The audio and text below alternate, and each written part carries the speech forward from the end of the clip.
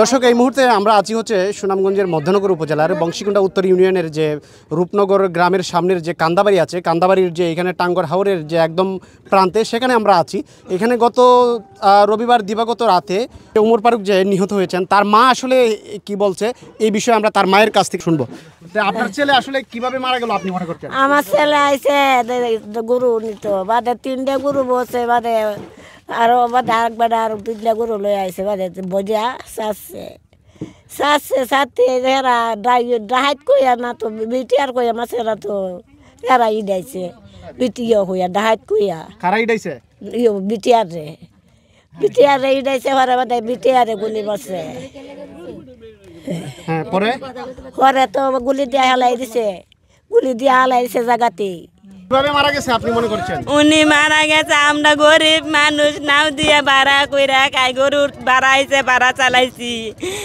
ভাড়ার কথা উনি আইছে, ভাড়া নিত আইছে, বিটিয়ারে ধরে আইছে, মনে করছে ডাহাতের গাড়ি, ডাহাত ধরে একটা নাই, মনে করছে ডাহাত আইছে, এই এরা 2-3টা ইটা দিছে বলে, ইটা দেওয়া গুলি করছে, গুলি করে 3-4 আছেন, 3জন পালাইছে, আমার স্বামী পালাইতে পারছে না, বইরা মছে গো নাও গুলি দিয়া মাছে, পরে গুলি নাও পড়ছে নাওয়ের ইয়ার মাঝে, মাছঙ্গ ফইরা মাছঙ্গ ছয়ের মাঝে পড়ছে, পরনে আর্মি এই পুলিশে আরো বাইরে জায়গার মাঝে দম নিছে গা।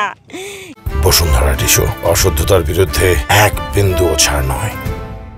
এই জায়গাত মছে পরে দম গেছে পরে বাড়িতে পালাইয়া দিছে গো। আমার 2টা বুড়ে কেটা দেখবো গো, ও আল্লাহ গো, এটার বিচার শুধু আপনারা করুন গো, ও আল্লাহ গো, আপনারা সবাই মা বোন আছে, আপনারা শুধু সবাই এটার বিচার করুন, আমার মিকা দয়া কইরা গো, আমার আবু দুবড়ি রে আপনারা দেউন গো।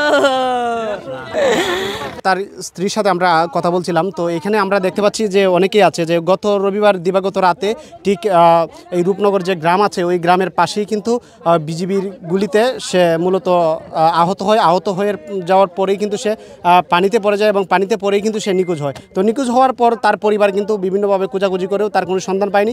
তো আজ সকালে হঠাৎ করে যখন টাঙ্গর হাওরের পশ্চিম প্রান্তে যে রূপনগর গ্রাম আছে সেখানে যখন লাশ ভেসে ওঠে তখন কিন্তু স্থানীয়রা পুলিশকে খবর দেয় এবং পুলিশ এসে এই লাশ উদ্ধার করে। আজকের যে লাশ যে উদ্ধার করলেন এটাকে আসলে কি মনে হচ্ছে? পোস্টমর্টম রিপোর্টে জানা যাবে যে কি হয়েছে, তার আগে আমরা কিছু বলতে পারতেছি না, পোস্টমর্টম রিপোর্টে প্রকাশ পাবে। তো দর্শক আমরা মদনগর থানার ওসি মনিবুর রহমান সাহেবের সাথে কথা বলেছি এবং উনি যেটা জানিয়েছে যে পোস্টমর্টমের পরে জানা যাবে যে আসলে এটা কি হত্যাকাণ্ড নাকি অন্য কিছু। তো কালের কণ্ঠের এই ছিল সর্বশেষ।